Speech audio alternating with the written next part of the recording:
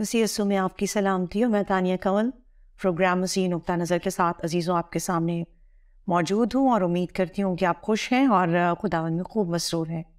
عزیزوں، آج ہم بات کریں گے خدا کی نظر کے بارے میں.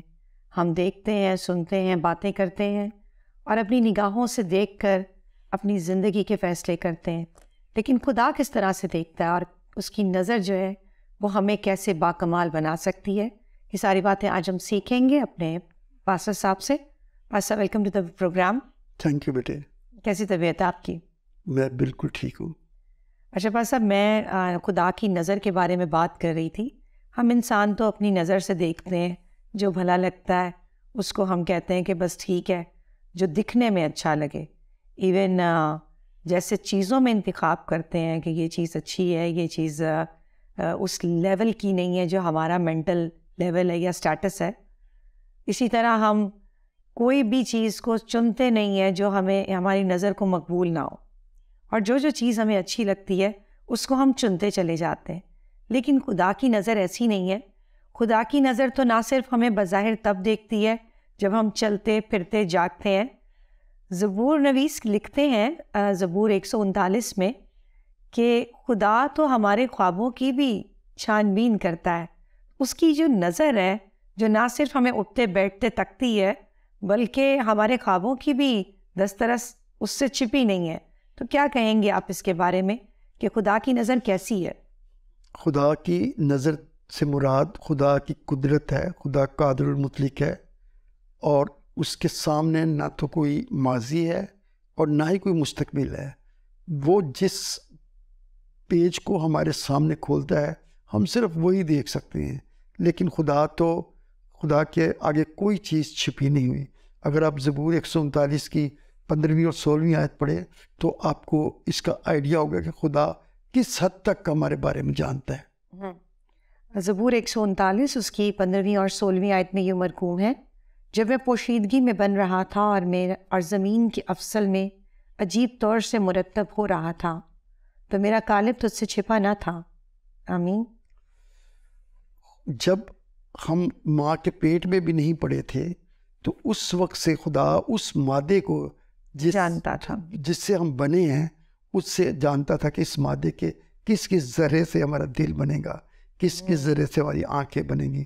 تو خدا تو بہت گہری نظر رکھتا ہے اور وہ سب کچھ جانتا ہے.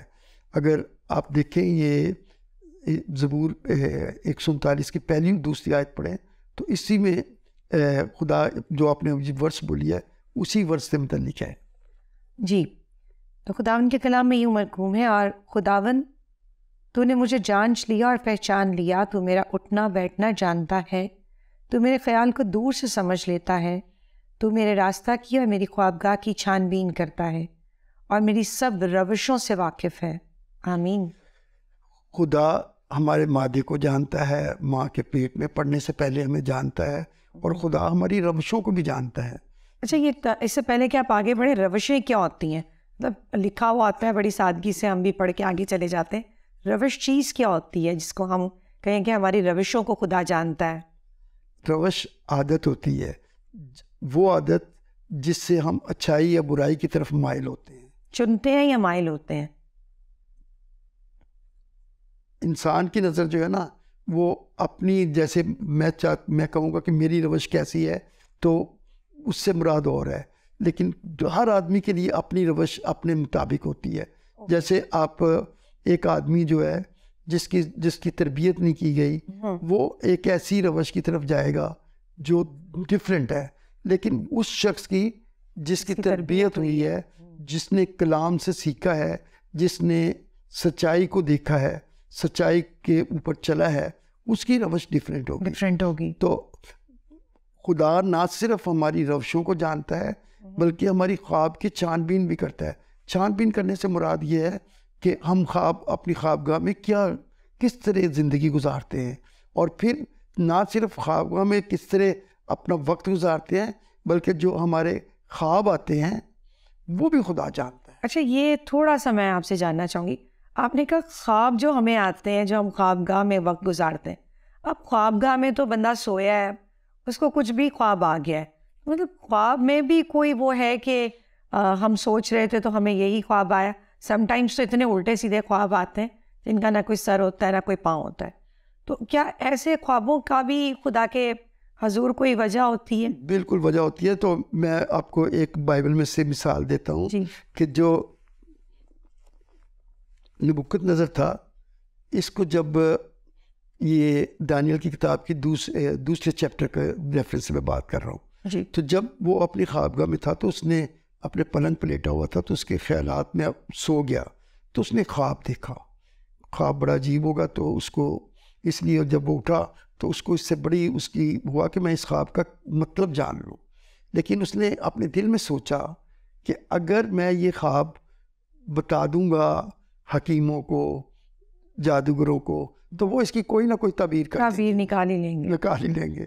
تو اس نے ایک بڑا عجیب سا حکم کر دیا, کیونکہ آج تک کسی نے ایسا حکم نہیں کیا تھا کہ میرا خواب بھی بتایا جائے اور اس کی تعبیر بھی بتائی جائے. اور ملک میں اعلان کر دیا کہ سارے حکیم اور سارے جادوگر, سارے ساحر اور سارے وہ جو ان چیزوں سے متعلق ہیں وہ اکٹھے کیے جائیں, اور وہ آئیں اور آ کر میرے خواب بھی بتائیں اور اس کی تعبیر بھی بتائیں, اور جو نہ بتائے اس کو اس کے ٹکڑے ٹکڑے کر دیے جائیں, اور اس کا گھر جو ہے وہ غلط اٹیمپٹ کرنا بھی جو ہے اس پہ بھی سزا ہے.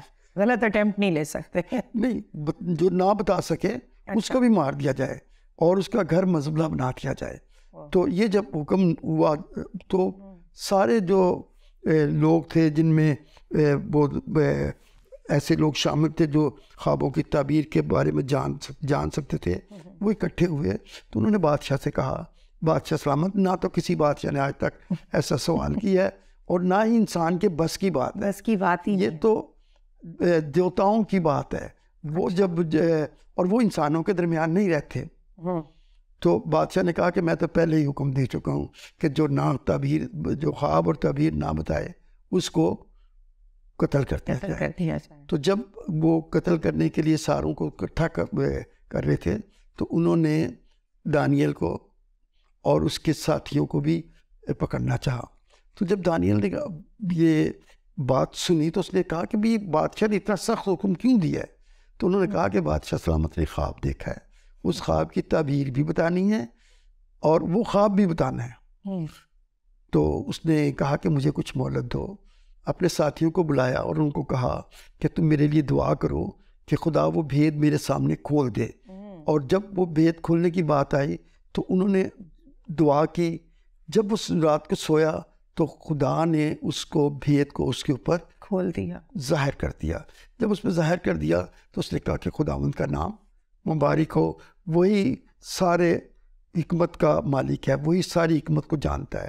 تو جب اس نے یہ بات کی تو اس نے کہا کہ مجھے بادشاہ کے پاس لے چلو.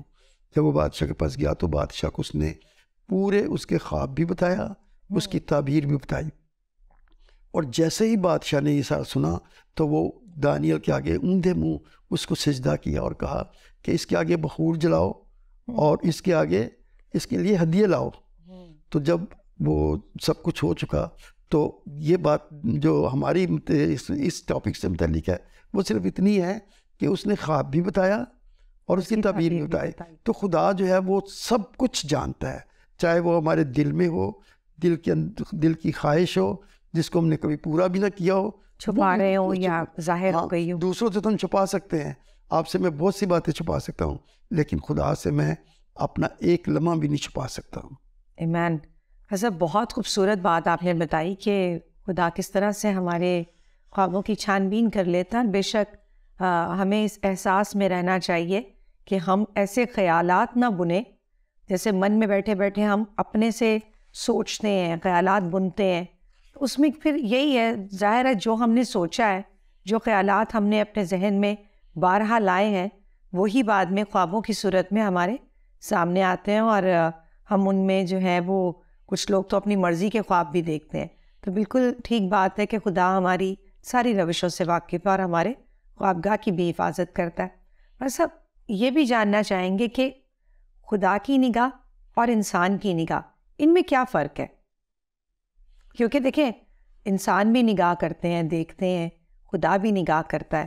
ہم ہمیشہ غلط ہی چناؤ کرتے ہیں اور خدا ہمیشہ صحیح. جبکہ خدا نے ہمیں اپنی شبیہ پر بنایا ہے. تو ان میں اگر فرق معلوم ہو تو پھر ہم بھی اپنی جو کہہ لیں دسترستہ اس کو صحیح کر سکتے ہیں.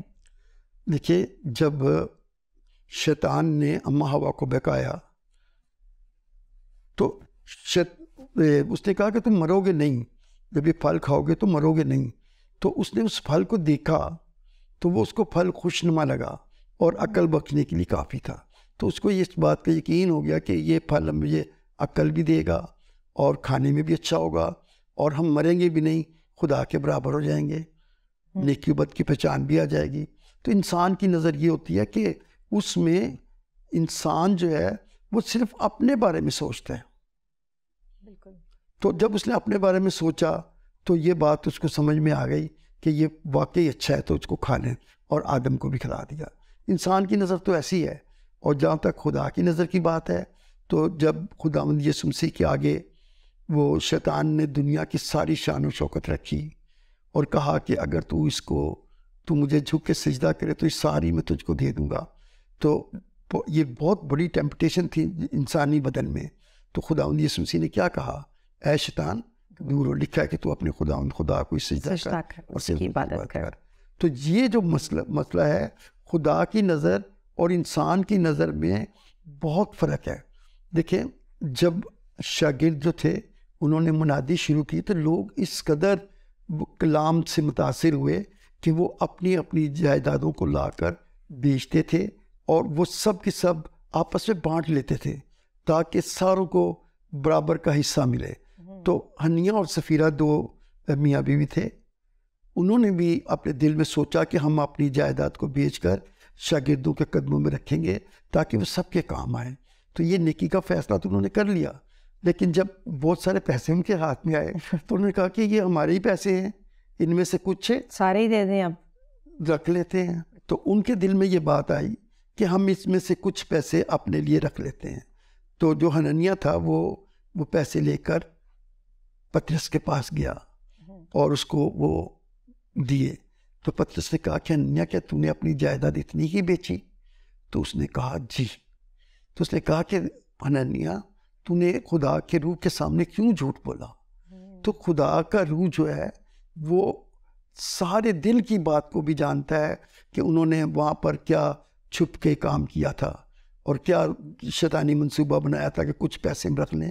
وہ ان کی جائیداد تھی، نہ بیچتے، لیکن انہوں نے آ کر جھوٹ بولا کہ بس اتنے کی بیچی ہے. اصل میں وہ شاید جو پیسے لا رہے تھے تو وہ سمجھ رہے تھے کہ ان انسانوں کو دینا ہے، وہ خدا کے روح کو سمجھ نہیں پائے تھے اور نہ ان کی نظر میں یہ بات اب تک وہ عاقل ہوئے تھے اس بات میں کہ یہ ہم جو دے رہے ہیں یہ خدا کے منصوبے کو ترقی اور فروغ کے لیے دے رہے ہیں.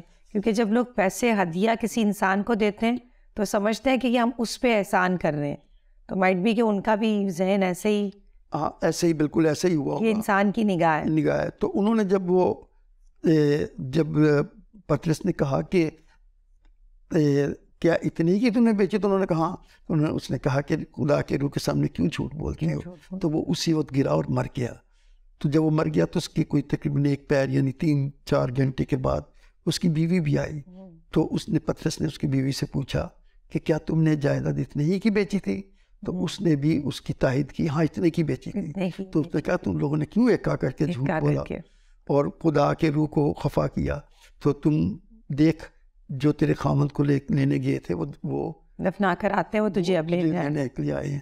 تو وہ گری اور وہ بھی مر گئی. تو ہم خدا کے سامنے جھوٹ نہیں بول سکتے. خدا ہمارے دلوں کو، قرتوں کو، ہمارے خیالوں کو بالکل ایسے جانتا ہے جیسے ہمیں ایک دوسرے کو جانتے ہیں. ہم خود بھی نہیں جانتے شاید اتنی پراپرلی، تو اپنے آپ کو بھی نہیں جانتے.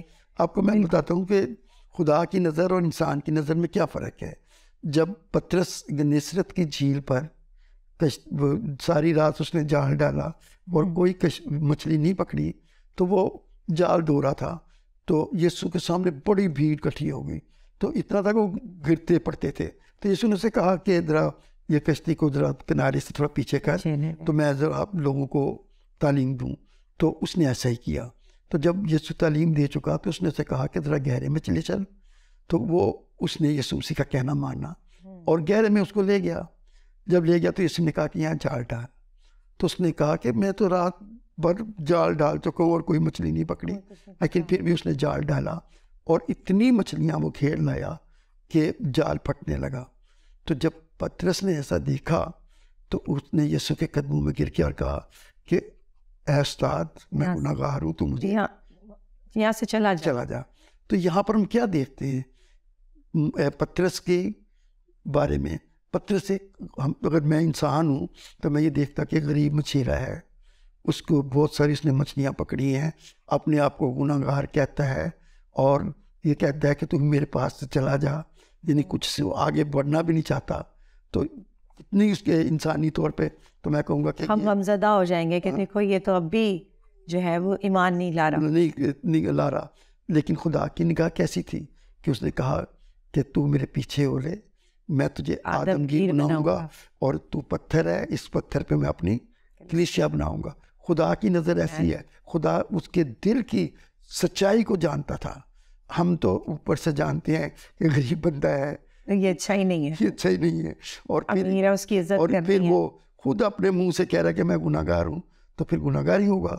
لیکن خدا جو ہے وہ دل کی سچائی کو جانتا ہے. بے شک بے شک, بہت خوبصورت کہ جو غریب ہے امیر ہے, ہم اسی میں فرق کر کے, چاہے غریب بہت اچھا ہے یا برا ہے, کیونکہ ہمیں جج کرنے کے لیے خدا باپ نے نہیں کہا, کیونکہ جج تو وہ خود ہے, سب سے بڑی عدالت اس کی اپنی ہے. تو ہم جو ہے اپنی دنیاوی نگاہوں سے دیکھتے ہوئے واقعی ہی ٹھوکر کھاتے ہیں اور ہمیشہ پریشان رہتے ہیں. بس اب خدا کی نگاہ اتنی خوبصورت ہے, اس نے پطرس کو چنا جیسے ابھی آپ نے کہا, اور اس کو کہا کہ میں تجھ پہ کلیسیا قائم کروں گا, آدمگیر بناؤں گا. پہلے تو مچھیرا تھا, مچھلی پکڑتا تھا. تو یہ اتنی خوبصورت نگاہ, تبدیلی آ گئی. تو کیا خدا کی نگاہ ہمیں تبدیل نہیں کر سکتی کہ خدا ہمیں دیکھے اور خدا ہمیں تبدیل کر دے؟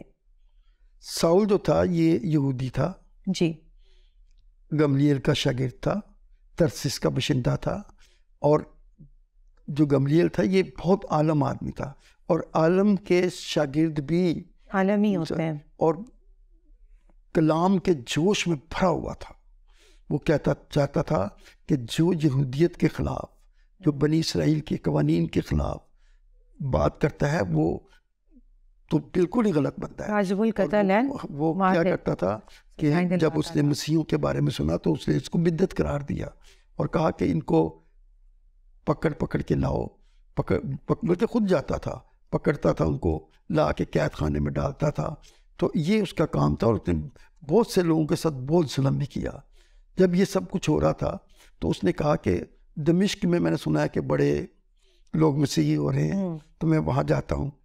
تو وہ پھر اپنے ساتھیوں کو لے کر دمشق کی طرف چل پڑا. جب وہ دمشق کی راہ پہ جا رہا تھا تو خداوند کا نور اس پہ چمکا اور وہ گر گیا. اور پھر اس کے بعد آواز اس کو آئی کہ اے ساؤل تو مجھے کیوں تنگ کرتا ہے. تو جب یہ آواز اس کو آئی تو اس کے بعد وہ دیکھ نہ سکا, تو پھر وہ دمشق کے پہنچ گئے. تو حننیہ نام ایک شاگرد تھا اسی علاقے میں, اس کو خدا نے کہا کہ تو فلاں علاقے میں جا, کوچے کا نام سیدھا تھا, وہاں جا, اور جا کر تو وہاں پر ساؤل نام ایک آدمی کو دیکھے گا اور اس کے سر پہ ہاتھ رکھ کے دعا کر. تو اس نے کہا مجھے کیوں مصیبت میں بھیجتے ہو, وہ تو بڑا وہ تو مسیحوں کے ساتھ بہت برا سلوک کرتا ہے. تو خدا نے اس کو کہا کہ یہ میرا چنا ہوا وسیلہ ہے, یہ میرا چنا ہوا وسیلہ ہے. یہ قوموں کے درمیان, بادشاہوں کے درمیان اور بنی اسرائیل کے درمیان میرے کلام کو یا مجھ کو یعنی میرے نام کو ان پہ ظاہر کرے گا. تو یہ تو میرا چنا ہوا وسیلہ ہے, اور تو فوراً چلا جا. تو وہ چلا گیا, اس نے اوپر اس کے سر پہ ہاتھ رکھا اور دعا کی, اور اس کی آنکھوں کو چھلکے اترے اور وہ دیکھنے لگ پڑا. تو اب یہاں پر دیکھو جو آپ نے ابھی حوالہ پڑھا ہے کہ وہ ہمیں تعلیم پائی. پالوس کے پاس تعلیم تھی, لیکن کس کی تھی؟ یہودیت کی. وہ 3 سال تک عرب میں رہا اور وہاں جا کے اس نے تعلیم حاصل کی. اس واقعے کے بعد اس نے دیکھا کہ توریت ہمیں کیا بتاتی ہے, اور یہ جو واقعہ ہوا ہے بنی اسرائیل میں جو یسوع نام شخص کے ساتھ ہوا ہے, یہ کیا ہے. تو جب اس نے ساری اسٹڈی کی تو اس کو ساری باتوں کی سچائی اس پہ واضح ہو گئی کہ یہ تو ساری تو ریت ہی اسی کے بارے میں لکھی گئی ہے. ساری جو جتنی بھی نبیوں کے جو صحیفے ہیں ان میں جتنی پیشن گوئی ہیں یہ تو اسی کے بارے میں ہے. تو پھر وہ اتنا کامل ہو کے نکلا اور جس راستے پہ اس نے چلنا تھا اسی راستے پہ آ گیا. آمین. تو خدا کا جو نظر ہے وہ کتنی کامل ہے. ہماری نظر تو ایسا کچھ نہیں کر سکتی. ہم تو انسانوں میں آئی کوئی اور, کیونکہ پولس کا تو بڑا ایک ہاٹ ایگزامپل ہے میں سمجھتی ہوں, اور کسی شاگرد کی یا کسی ایسے انسان کی جس کی زندگی میں مطلب ایسی تبدیلی آئی ہو کہ خدا کی نظر کس قسم کی اور تبدیلی آتی ہے. پولس سے تو خداوند یسوع مسیح کی خود ہی ملاقات ہو گئی, جو واقعہ سن کر ایمان لایا ہو, اور اس کے بعد ایمان لانے کے بعد اس کی نظروں میں باقی کوئی چیز دنیا کی اہم ہی نہ رہی ہو. ایسی کوئی ایگزامپل, کوئی ایسی بات کہ خدا کی نظر نے کسی کو ایسا تبدیل کیا ہو؟ دیکھیں, جب استفنس تعلیم دے رہا تھا تو یہودیوں کو اس نے اس قدر لاجواب کر دیا کہ وہ اس کی تعلیم کے کسی بھی بات پر کوئی جواب نہیں دے سکتے تھے. تو انہوں نے کہا کہ اس کو یہ واجب القتل ہے, یہ تو قابو میں نہیں آ رہا, تو اس کو پکڑو. تو اس کے اوپر انہوں نے بلاسمی کا لا لگا دیا, کہا کہ یہ موسیٰ کے خلاف اور یہوہ کے خلاف باتیں کرتا ہے, یعنی خدا کے خلاف باتیں کرتا ہے. تو جیسے یہ اس کے اوپر الزام لگا تو لوگ جو تھے انہوں اس کے اوپر جھپٹے, اور ایسے جھپٹے کہ اس کو پکڑ ہی لیں. تو جب اس کو پکڑ لیا تو اس کو گھسیٹتے ہوئے اس کو لے گئے اور اس کو پتھر مارنے لگے. تو جب کوئی کسی کو پتھر مارتا ہے تو وہ اس کے لیے کیا کرتا ہے؟ بددعائیں دیتا ہے, اپنی صفائی کہتا ہے کہ مجھے مت مارو, اپنی صفائی پیش کرتا ہے. لیکن وہ اس نے ایسا کچھ نہیں کیا. اس نے کہا کہ میں آسمان کو کھلا اور مسیح کو خدا کے دائیں ہاتھ طرف کھڑا دیکھتا ہوں. تو ساتھ اس نے لوگوں کو کہا کہ اے باپ ان کو معاف کر, کیونکہ یہ نہیں جانتے کہ یہ کیا کرتے ہیں. یہ اتنی جرأت, اتنی ہمت کہ ایسے موقع پہ ان کے جو اس کو پتھر مار رہے تھے ان کے لیے معافی مانگنا, یہ سارے خداوند یسوع مسیح نے کیا. یہ خدا کی نظر کی بات ہے. جب وہ خدا کی نظر کسی آدمی پہ ہوتی ہے تو خدا اس کو اس سے اتنی برکت بخش دیتا ہے کہ وہ اپنے دشمنوں کے لیے بھی دعا کرتا ہے. ایک میں آپ کو پرانے عہد نامے سے بھی مثال دیتا ہوں. جی فیض صاحب. جو نبوکت نظر بادشاہ تھا اس نے ایک اور خواب دیکھا. تو جب اس نے خواب دیکھا تو اس نے کہا کہ سارے حکیموں کو, فالگیروں کو جمع کرو تاکہ وہ مجھے اس خواب کی تعبیر بتائیں. تو وہ سب اکٹھے ہوئے اور اس کو تعبیر نہ بتا سکے تو انہوں نے دانیل کو طلب کر لیا. جب دانیل آیا تو اس نے اس خواب کی تعبیر بتا دی. خواب اس کا یہ تھا کہ اس نے دیکھا کہ میدان میں ایک بڑا درخت ہے جو بڑھتا جا رہا ہے, اونچا ہوتا جا رہا ہے, اس کی شاخیں سارے علاقے میں پھیل رہی ہیں. تو جب پھیل رہی ہیں تو ہوا کے پرندے اس کے اوپر ہیں, جنگلی جانور اس کے نیچے ہیں. تو وہ بہت ہی, اس کے پتے خوشنما ہیں, پھل اس کا خوشنما ہے. تو پھر کیا ہوتا ہے کہ ایک قدوسی فرشتہ آتا ہے, وہ کہتا ہے کہ اس درخت کو کاٹ دو. تو درخت کاٹ دیا جاتا ہے اور کہا جاتا ہے کہ جو اس کا کندہ ہے یا اس کا جو نیچے بیس رہ گئی ہے اس کے اوپر لوہے اور تانبے کا جار ڈال دو, اور یہ اس سے 7 سیزن اس پر گزر جائیں گے اور گھاس اس کے اوپر ہوگی اور اوس پڑے گی. تو یہ کہہ کر تو وہ چلا جاتا ہے, فرشتہ چلا جاتا ہے. تو جب دانیل اس کی تعبیر کرتا ہے تو وہ کہتا ہے کہ بادشاہ سلامت, وہ درخت تو ہے, اور جب تو یہ نہیں جانے گا کہ حق تعالیٰ انسانوں کی سلطنت میں بادشاہی کرتا ہے تو پھر تیرے پر ہی یہ سب کچھ گزرے گا. تو اب تو ایسا کر کہ تو اپنے گناہوں سے توبہ کر اور جو مسکین ہیں ان کے لیے تو ان کے لیے بھلائی کا سوچ. تو یہ کہہ کر تو دانیل تو چلا گیا. تو بادشاہ بھی خوش تھا, خواب کی اس کی تعبیر ہو گئی. لیکن 1 سال کے بعد کیا ہوا؟ 1 سال کے بعد یہ ہوا کہ جب وہ اپنے تخت پہ بیٹھا ہوا تھا تو یہ اس نے سوچا, کیا یہ بابل اعظم نہیں جس کو میں نے اپنی توانائی کی قدرت سے تعمیر کیا, اور یہ دارالسلطنت میرے جاؤ جلال کا نمونہ نہیں. تو جب اس نے تکبر کیا تو اسی وقت اس کو حیوان کا دل دے دیا گیا. بہت بڑی بات ہے کہ انسان جو ہے وہ اتنی خدا کے سکھانے کے باوجود جو ہے وہ تکبر کرے.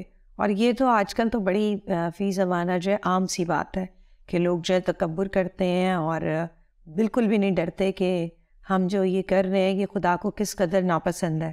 دیکھو بیٹے، جب تک ہم یہ نہیں سوچتے کہ جو خدا ہے وہ آدمیوں کی سلطنت میں، یعنی جو ہمارے پاس اختیار ہے کسی بھی قسم کا، بڑا اختیار ہے چھوٹا اختیار ہے، تو وہ ہمیں خدا کی طرف سے ملا ہوا ہے، اور ہم اب اس کو اپنا اختیار کیا اپنی کیپیبلٹی سے ہم نے اس کو اون کر لیا ہے، کیونکہ ہم پڑھ لکھ گئے ہیں یا ہمیں 4 باتیں اچھی کرنی آ گئی ہیں، ہم پڑھ سکتے ہیں کلام، تو ہم نے کیا ہے. جی بالکل یہی بات ہے. تو جب اس نے تکبر کیا تو خدا نے اس کو پکڑ لیا. ہمیں بھی جب ہم تکبر کرتے ہیں تو کچھ نہ کچھ خدا ہمارے لیے اچھا نہیں سوچتا. وہ کہتا ہے کہ جو ہمیں پیدا کس لیے خدا نے کیا ہے کہ ہم اس کی حمد، اس کی ستائش اور اسی کے نام کو مبارک چاہیں، اسی کے نام کو مبارک کہیں. ہم اپنی ستائش کروانا شروع ہو جاتے ہیں. آمین آمین. بہت بہت شکریہ پاس صاحب. آپ نے کہا کہ ہم اپنی ستائش کروانا شروع ہو جاتے ہیں. ہمیں اپنی خوابگاہ کی بھی حفاظت کرنی چاہیے، کیونکہ خوابگاہ کو بھی خداوند دیکھتا ہے اور وہ چاہتا نہیں کہ ہمارے ایسے منصوبے اور خیالات ہوں جو خدا کو ناپسند ہوں، اور پھر ہم انہیں کو ذہن میں رکھ کر سوئیں اور پھر وہی ہمارے سامنے ایک ٹیمپٹیشن خواب بن کے آئے اور ہم اس کو پورا کرنے کی کوشش کریں. بہت بہت شکریہ پاس صاحب آپ کی ان ساری خوبصورت باتوں کے لیے. لیکن خدا کی نگاہ جو ہے اس پر ابھی سوالات ختم نہیں ہوتا. ہم اگلے شو میں بھی ضرور جائیں گے کہ آپ سے سیکھیں. آپ کے آنے کا شکریہ بہت بہت. عزیزوں، خدا کی نگاہ ہمیں کیا سکھاتی ہے کہ ہمیں اپنے آپ کو اس کی نظر میں مقبول کرنا ہے، اپنی مرضی سے نہیں، بلکہ یہ بھی اسی کی مرضی سے ممکن ہے.